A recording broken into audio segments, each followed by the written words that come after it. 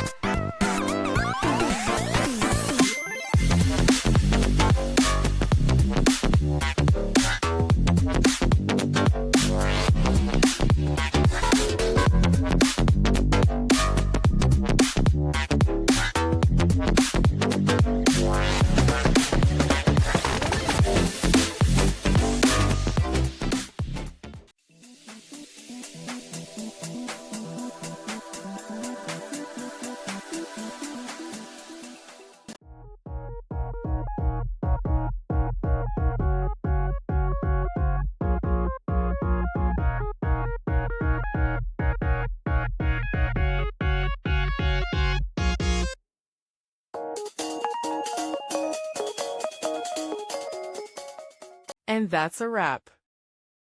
I hope you found the answer you were looking for. If you did, take a second to hit that subscribe button. It really helps out. And let me know in the comments which solution worked best for you. See you next time in the debug zone.